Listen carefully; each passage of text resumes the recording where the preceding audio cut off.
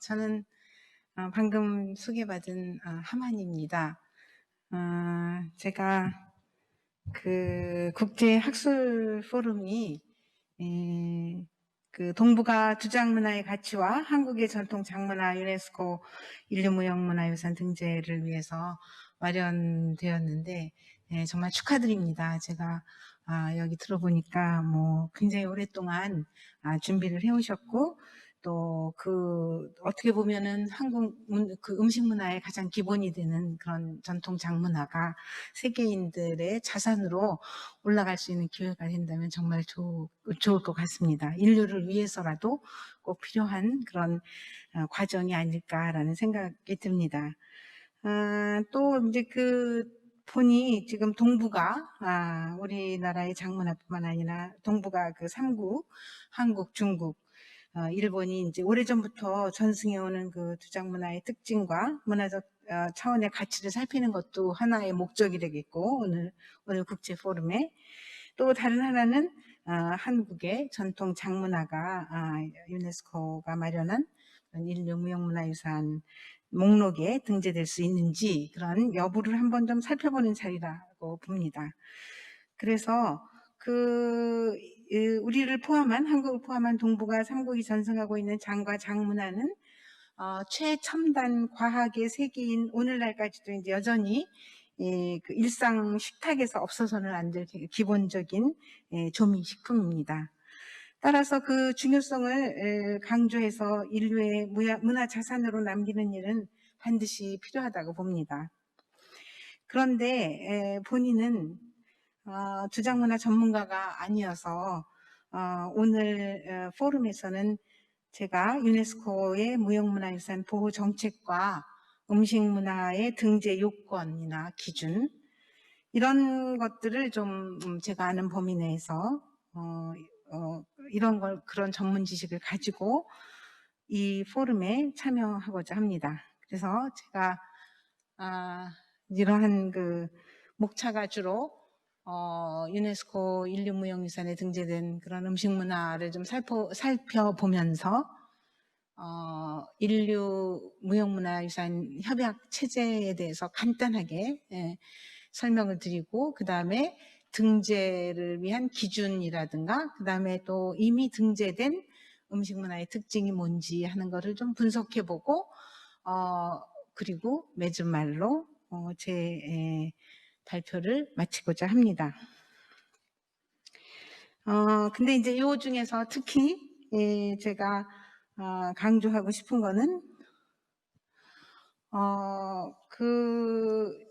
2003년도 무형문화유산 협약을 공포하면서 사라질 위기에 처한 무형문화유산 보호 활동에 유네스코가 적극 나서기 시작했다.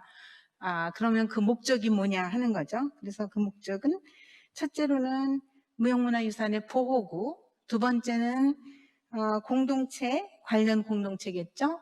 집단 그리고 개인이 가지고 있는 무형문화유산을 존중해야 되겠다라는 것이고요. 그 다음에 세 번째로는 지방이나 국가나 국제적 차원에서 무형문화유산의 중요성에 대한 인식과 상호 이해를 증진하려는 것입니다. 자, 이런 여러 가지 목적을 가지고 결국은 국제적 협력과 지원을 도모하자는데 궁극적인 유네스코의 그 의도가 있다고 봅니다. 그래서 유네스코가 제안한 구체적인 보호 활동은 굉장히 다양한데요. 우선 무형문화유산과 관련해서 다양한 보호 활동을 전개하고 있습니다.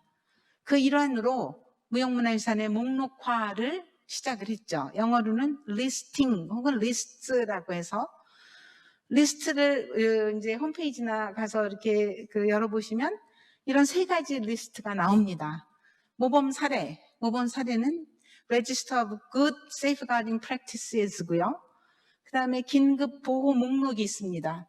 Urgent Safeguarding List죠.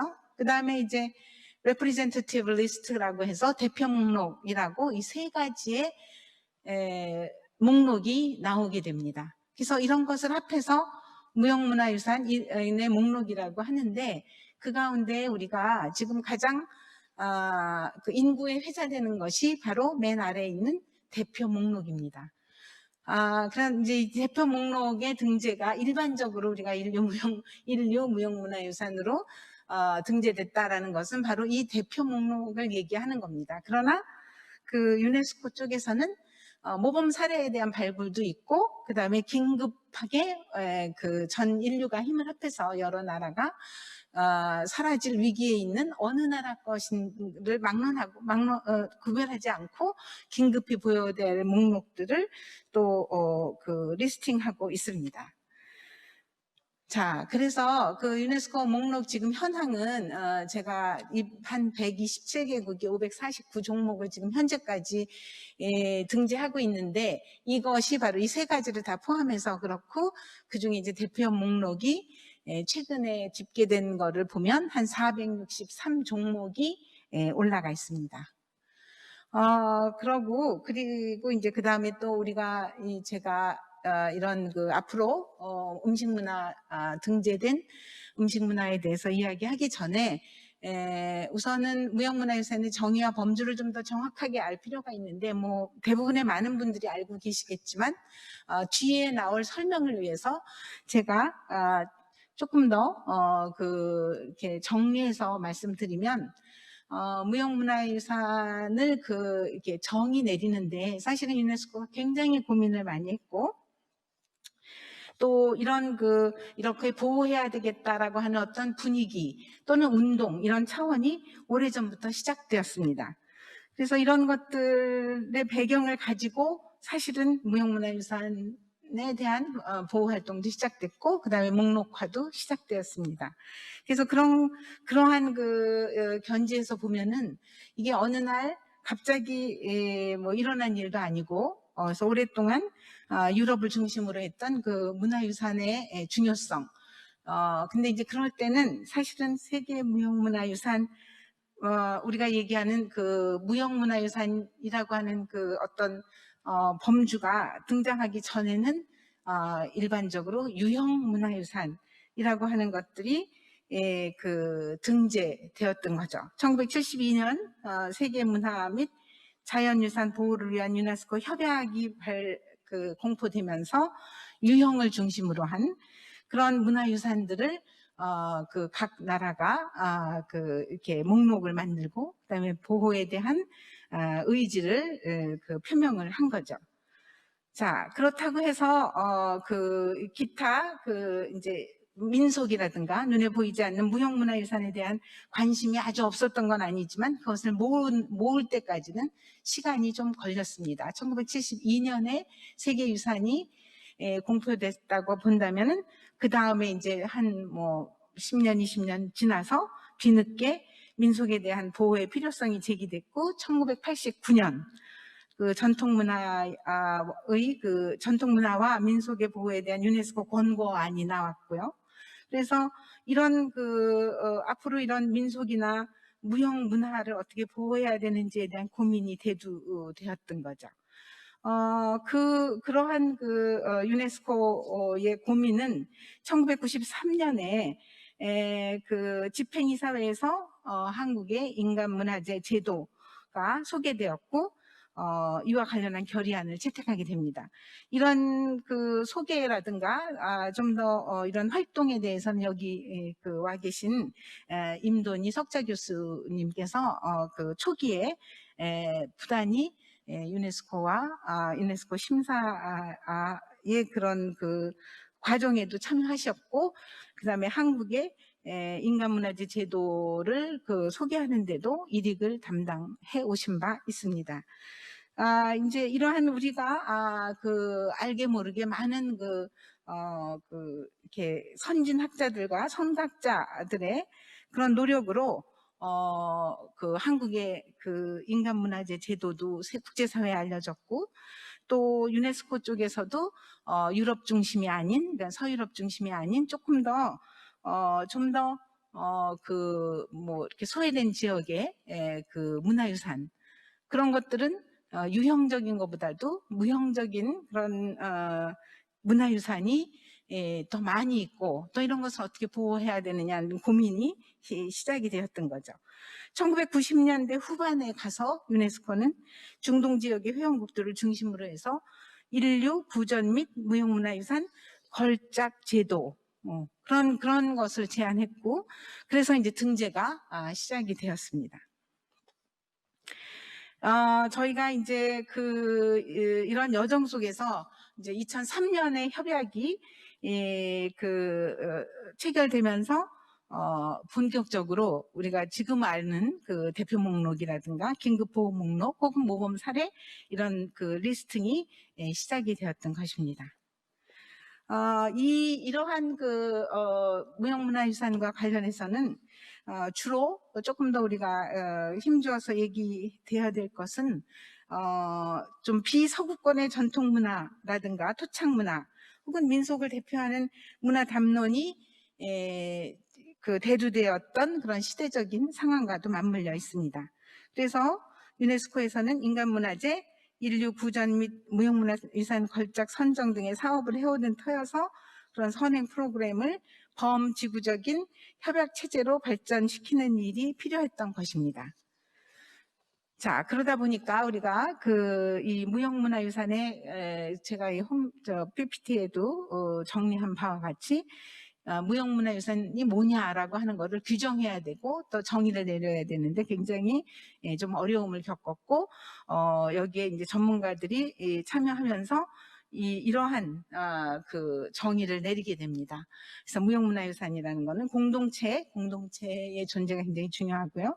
집단 또는 개인이 자신들의 문화유산의 일부로 보는 것들이죠. 관습이라든가 표상, 표현, 지식, 기술, 그리고 이와 관련한 도구나 사물이나 공예품 및 문화적 공간을 말합니다. 세대를 거쳐서 전승된다는 것도 중요하고요. 이러한 무형문화유산이 공동체와 집단이 자신들의 환경과 자연 및 역사와 상호작용을 하면서 끊임없이 재생산되며 정체성과 연속성의 감각을 부여합니다.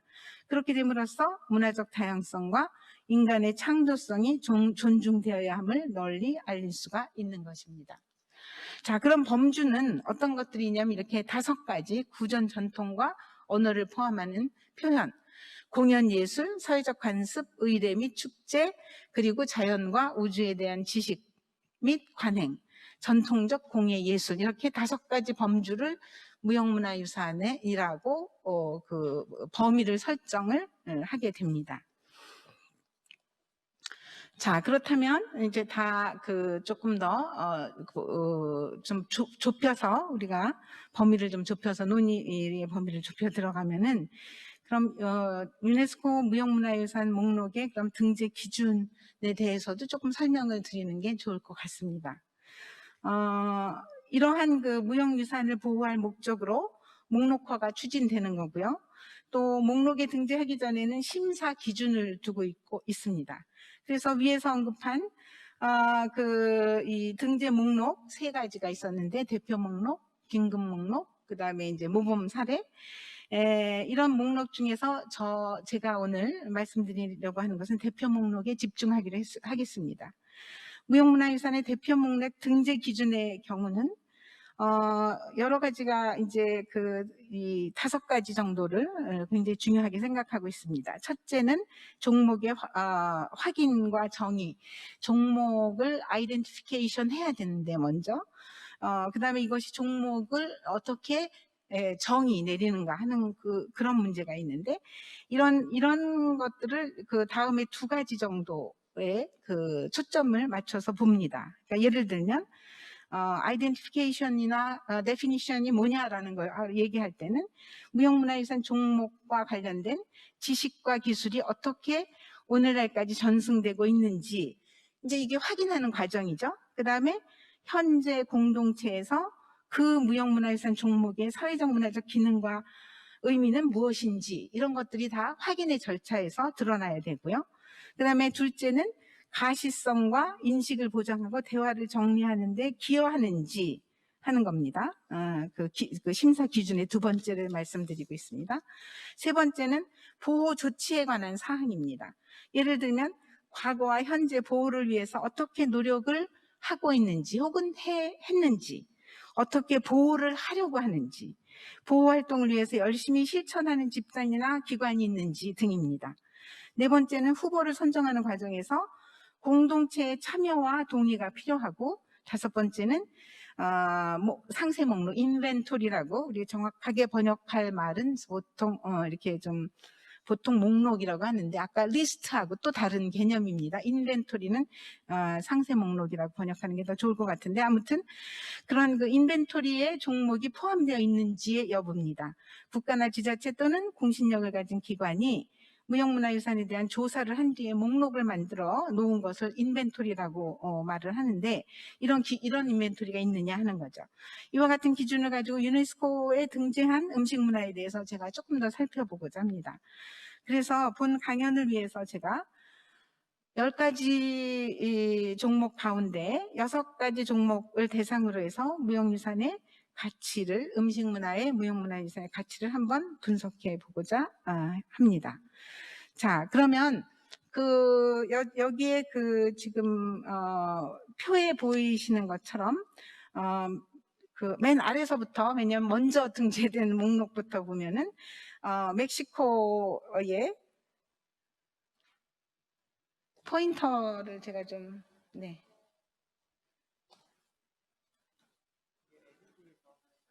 안 됩니까? 네, 포인터가 안 돼. 맨 아래 멕시코의 미식 요리, 프랑스의 게스트로노미 밀이라든가, 그다음에 일본의 화식, 이렇게 해서 쭉 리스팅된 것들을 제가 좀 뽑아서 어떻게, 왜, 어떤 특징이 있길래 이런 것들을 등재를 했는가 하는 거를 좀 살펴봤습니다. 자, 먼저 지중해 식사, 메디테리언 다이어트라고 하는데요. 이거는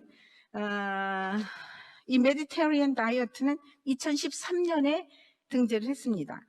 여러 나라가 공동으로 등재했죠. 크로아티아도 들어가 있고, 스페인, 사이프러스, 그리스, 이탈리, 모로코, 포르투갈 등이 공동으로, 그러니까는 지중해 연안에 있는 국가들이 공동으로 등재를 한 겁니다. 메디테리언 다이어트의 그럼 특징이 뭐냐 하는 거죠. 이거 공동 등재를 해서 굉장히, 이게 등재된 2013년에는 많은 사람들에게 홍보가 아주 잘 됐어요. 메디테리언 다이어트 그러면 건강식, 아주 굉장히 가뜩이나 기후도 좋고 환경도 좋은 곳에서의 음식이라고 하는 것들 때문에 관광객들도 갑자기 늘어났고, 그래서 아주 여러와 같은 그런 찬사를 받은 바 있습니다. 그다음에 지중해 식사라고 하는 것은, 근데 우리가 흔히들 음식 문화 그러면은 이제 우리가 얘기할 때 음식만 중요한 건 아니고, 여기서 제가 맨 위에 경관에서 식탁에 이르기까지 다 포함되어야 된다는 거죠. 문화이기 때문에. 그래서 여기에 들어가는 기술, 생태적인 조건도요, 지식, 의식, 상징, 전통의 집합을 음식 문화라고 보면 됩니다. 물론 지중해 메디테리언 다이어트라는 말을 할 때 이미 이런 것들이 다 포함돼서 그 정의를 내리고 있습니다. 그래서 지중해 분지에서 생산되는 농작물, 또 추수하는 방법, 또 따는 거, 과일 따는 방법에 이르기까지, 이게 우리의 특징이다. 이게 우리 지중해 음식을 만들어내는 그런 여러 가지 기술, 농사 기술들, 어업도 들어가고요. 물고기를 거기에서 이렇게 잡는 법, 축산, 고기를 이렇게 소고기, 돼지고기 등을 이렇게 프로세싱하는 방법, 보존 방법, 가공법, 조리법 등 여러 가지 요리를 공유하고 소비하는 것을 포괄적으로 지칭한다는 특징이 있습니다. 지중해의 기후와 지역에 의해서 만들어진 독특한 라이프 스타일을 말하면서 그 문화 공간에, 지중해라는 그런 공간에서 일어나는 축제와 축하 행사에도 음식이 빠짐없이 등장을 하기 때문에 이런 공동체적 문화에서도 굉장히 중요하다. 이런 공동체 속에서 가지는 정체성이나 소속감, 그리고 연속성이 재건되는 메커니즘을 가지게 된다라는 것을 강조하게 됩니다. 그래서 이 지역에서는 공통적으로 지중해식 식사가 중요한 문화적 구성 요소로 존재하고 있으며, 이곳 주민들은 이 무형유산이 공유된다는 사실을 잘 알고 있다는 거죠, 서로가. 자, 그 지중해식 식사의 그 사회문화적 기능을 강조하고요.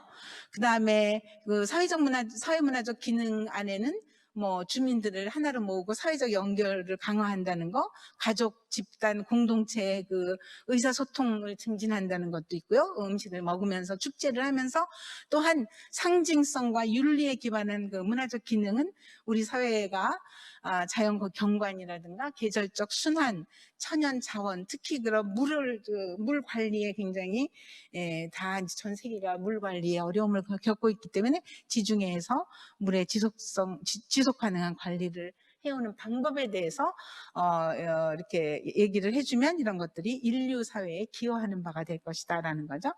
자, 그래서 음식을 영양 이상의 의미를 주는 것, 세계적으로 인정받는 뛰어난 그 모범 사례였다라고 인정을 받아서 지중해 식사가 메디테리언 다이어트가 등재가 됩니다. 2013년에. 그 다음에 이제 두 번째 볼 수 있는 것은 아르메니아의 빵입니다. 라바시라고 하는데요. 이 그 라바시는 그 굉장히 전통적인 방법으로 빵을 굽는 것이죠. 물론 그 아르메니아 공화국 전역에 펼쳐져서 자기네들의 그 주식처럼 먹는 빵인데 이런 그 빵을 만드는 방법도 우리는 독특하다. 굉장히 얇게 구워서 만드는 방법에서부터 시작을 해갖고 이걸 가족들에게 먹이기 위해서 가족들의 그 식사, 건강, 영양 이런 것들을 생각하면서 만들어내는 가장과 어머니의 그런 그 정성 이런 것들을 강조해서 아르메니아 빵이라고 하는 라바시를 등재를 하게 됩니다. 자, 그럼 여기에서 아르메니아 빵도 준비 과정도 중요했고요. 그 다음에 빵이 지니는 의미, 또 빵의 생김새 이런 것까지를 전부 다 문화적 표현으로 보는 겁니다. 그래서 일상 음식이지만 이게 또 한편으로는 의례 음식으로서의 기능을 한다. 결혼식에서 이 빵은 어떻게 의례적인 역할을 하는지도 강조를 하게 되고요. 그래서 민속적으로는 이 라바시는 악을 몰아내고 가정의 풍요와 정화를 가져오는 힘이 있다라고 믿는 거죠. 아까 장 담그기에서도 우리가 이러한 그 의례를 통해서 장을 좀 깨끗하게 만들어야 되겠다라고 하는 우리 어머니들의 정성들도 이런 그 이 라바시에서도 강조되고 있는 바입니다. 그래서 아르메니아의 어떤 그 문화적 상징 코드로 이 라바시가 올라가게 됩니다. 또 멕시코 다음은 멕시코의 전통 요리 트레디셔널 멕시칸 쿠진이라고 해서 이제 등재를 하게 됩니다. 근데 멕시코의 경우도 좀 공통적으로 콩을 많이 먹는 곳이긴 하죠, 여기도. 근데 멕시칸 쿠진에서도 음식 자체보다는 이들이 가지고 있는 문화적 어떤 요소들을 전통 요리에 많이 이렇게 설명을 보태서 그래서 멕시코의 그 전통적인 요리는 농사하고 그다음에 오래된 그 의례, 그다음에 뭐 기술, 조리하는 방법, 다음에 또 같은 조상을 모시는 공동체의 관습이나 실행 방법 등에서 이 문화적 특징이 있다라는 거죠. 물론 옥수수나 콩이나 고추라고 하는 멕시코의 그 3대 식품을 이용하고는 있지만 여기에서 더 중요하게 생각되는 거는 공동체적 식사라는 거, 그다음에 의례 생활의 중심적인 위치가 있다는 거. 그래서 멕시코의 전통 요리도 사실은 문화로서 그 유네스코 인류 무형문화유산으로 등재되게 됩니다. 네, 이것도 이제 그 어린아이들, 그러니까 어머니가 나이 드신 그런 그 할머니가 손녀에게 그 음식을 만드는 법을 전달한다든가 이런 그 지속성이라고 하는 걸 굉장히 강조하게 되는 거죠. 우리는 이게 맛있는 음식이다라고 하는 것뿐만 아니라 이것이 후대에게 어떻게 잘 전달되는 것인가, 교육이라든가 이것을 통한 여러 가지 그 전통 지식의 전승, 이것을 굉장히 중요하게 여기고 있다. 우리는 멕시코는. 따라서 장문화를 얘기할 때도 이런 점, 전승을 어떻게 하고 있는가, 전승에 대한 방법을 뭐를 고민을 하고 있는가, 요즘 장 다 안 담궈 먹는데 이런 부분에 대해서 우리는 고민이 필요하다고 봅니다. 일본의 화식입니다. 일본의 화식은 뭐 우리가 잘 아시지만 이것이 그 등재될 때 사실은 일본이 상당히 어려움을 많이 겪고 있었고, 또 일본의 화식 전반적인 것이라기보다는 이 와쇼쿠를 얘기할 때 주로 그 새해의 신년 축하 행사와 같은 어떤 연례 의식과 긴밀하게 연결돼서 발전되고 또 이것이 지속되고 있다는 건 정말 강조했습니다.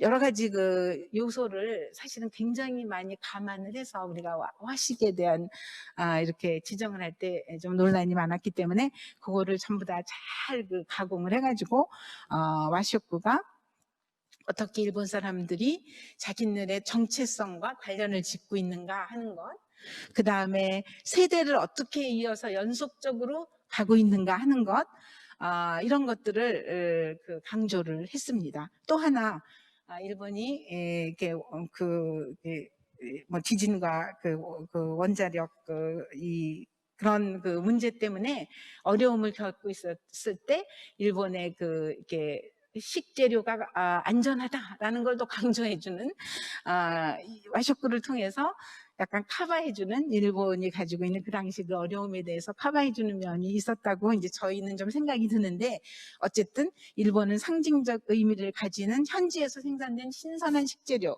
건강식이다, 이런 거를 막 강조하게 됩니다. 네. 자, 일본의 그래서 그 화식의 신청서를 보면 이제 그런 것들이 이렇게 다 숨겨져 있다는 거죠.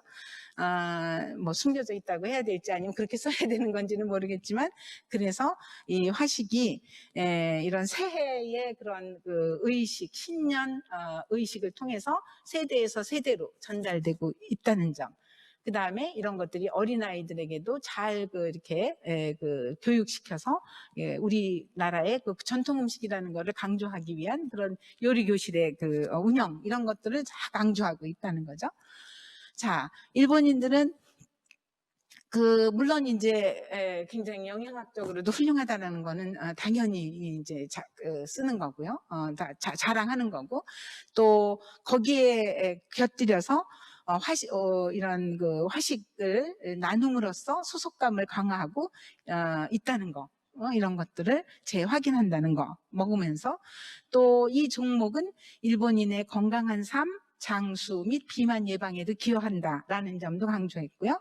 그 다음에 사회문화적 기능 측면에서 보면은 노인과 장애인을 포함하는 가족과 지역 내 사람들 간의 결속도 증진하더라. 그러다 보니 지역사회의 협력과 상생을 통한 다양한 행사를 위한 음식 준비를 통해서 연대와 친교의 정서를 강화해주는 사례였다는 거죠. 자, 프랑스의 미식 요리로 시간이 없는 것 같습니다. 그래서 제가 빨리 넘어가면은 프랑스 미식 요리도 큰 틀에서 보면은 지금 앞에서 얘기한 멕시코나 뭐 아르메니아나 다 이제 일본의 경우나 크게 다르지 않습니다. 그래서 미식 요리도 사회적인 것들, 이런 것들을 훨씬 더 강조하고 있고요. 뭐 얼마나 맛있는가, 얼마나 아름답는가 부분은 그런 것보다는 훨씬 더 이것이 사회적인 의미를 더 많이 가지고 있다, 의례적인 의미를 더 가지고 있다. 그래서 이 미식 요리는 특별한 요리를 지칭하는 말이라기보다는 우리가 이렇게 잘 먹는다, 이렇게 eating well이라고 하는 그런 의미로 사용한다는 거죠. 그래서 가족이나 친구 단체, 마을 전체가 함께 즐거운 식사 시간을 가지고 있다라는 것을 훨씬 더 강조하게 됩니다. 그래서 우리가 이런 프랑스 사람들이 가지고 있는 자기네들의 이런 자산의 일부로 인식하고 있다는 거, 아까 아이덴티피케이션 중요하다고 그랬는데 그런 거 하고, 그리고 이런 미식 요리의 의미가 어디에 있는가 하는 거를 이렇게 사회적이고 그다음에 문화적인 것에 주목을 하게 된다는 거죠. 네.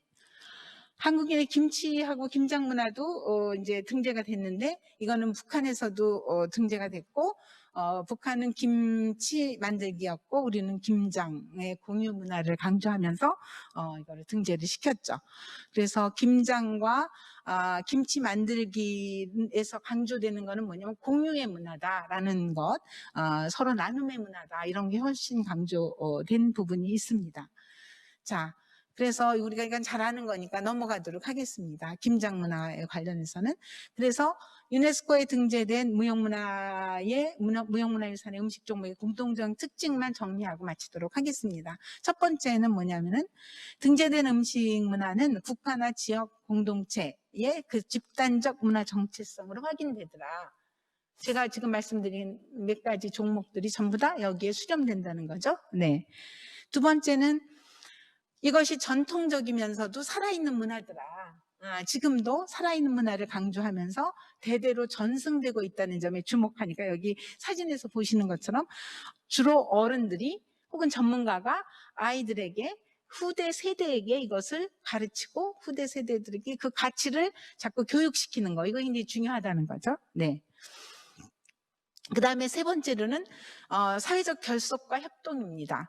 가족이나 이웃이나 지역사회 등이 서로 나누고 단합하고 소통을 하는 어떤 이렇게 미디엄으로 쓸 수 있다는 거죠. 그래서 사회적인 의미의 음식 문화를 강조하게 됩니다.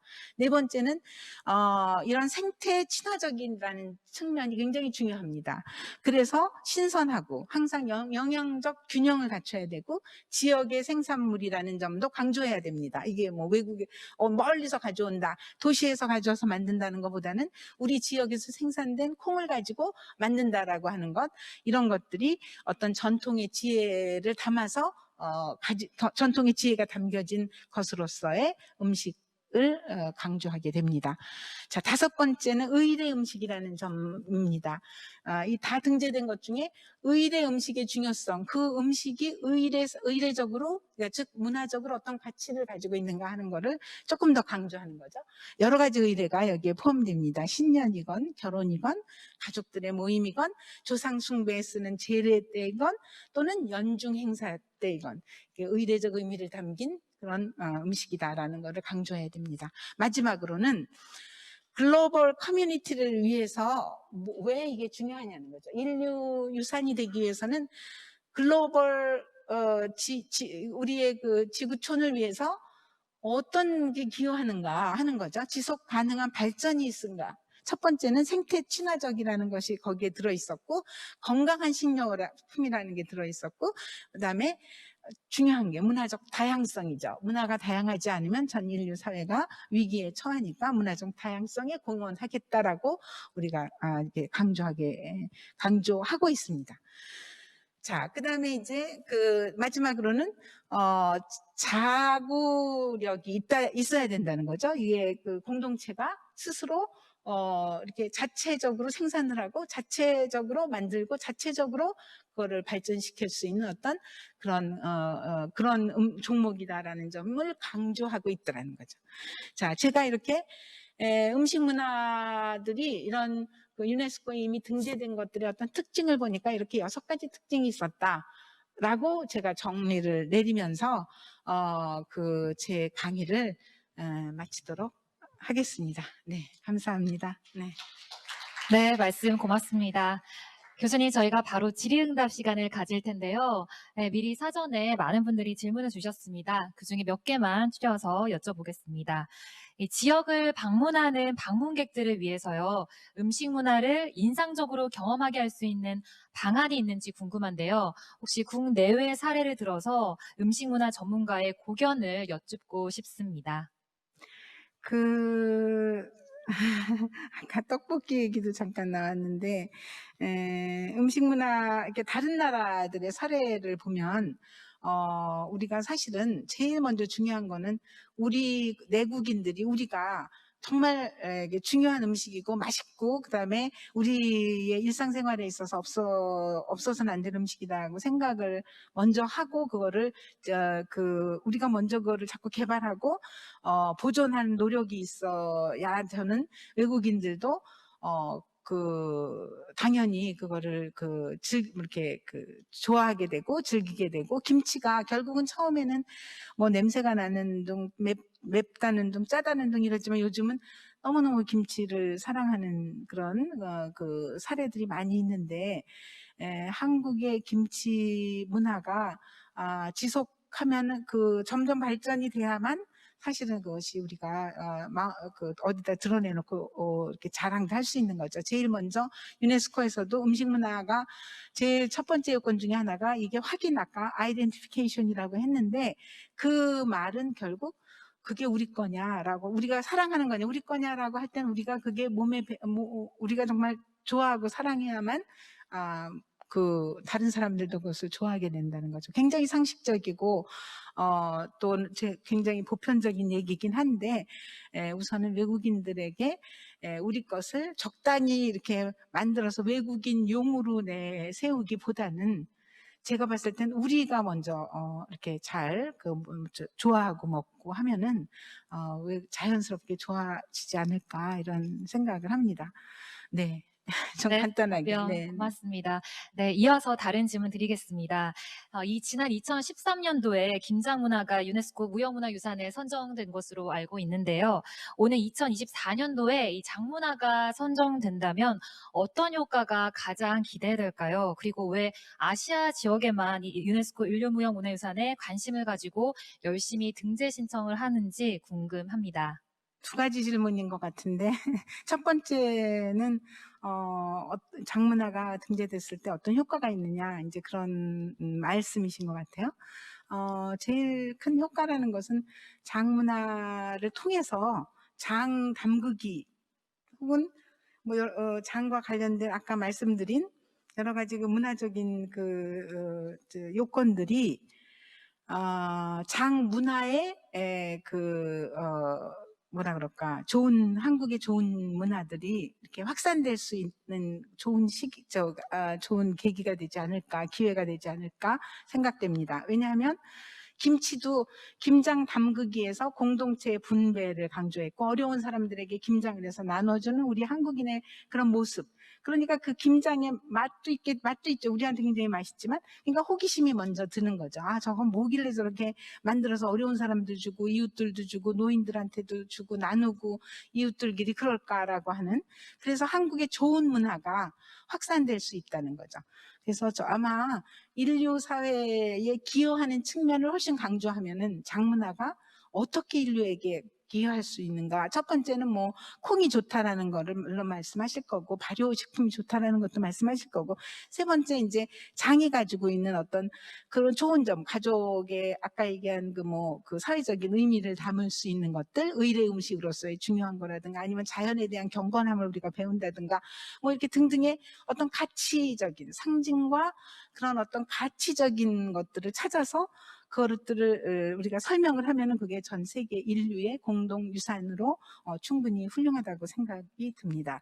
그리고 이제 아시아 지역에서 왜 그렇게 서로 경쟁적인가 하는 거는, 기본적으로는 자랑하고 싶은 무형유산이 너무 많고, 그 다음에 또 세 나라가 전부 다 그런 것들을 자랑할 수 있는 여건들도 돼 있고, 이걸 준비하려면은 다른 나라들은 우선 경제적으로 어렵고 또 준비가 안 돼 있고, 근데 한국이나 일본은 1960년대부터 무형문화재 제도를 만들었고, 중국은 뒤에 후발주자긴 하지만 엄청난 조사와 연구를 통해서 이제 따라오는 거고, 그러다 보니 문화적 자산도 많고 여건도 되고, 그다음에 무엇보다도 이런 우리 전체 인식들, 우리의 그 집단 지성들이 그런 거를 요청을 하는 거죠. 우리 문화를 좀 더 국제화하는데 노력을 하자, 이런 압력이라 그럴까, 이런 것들이 있을 거라고 생각이 듭니다.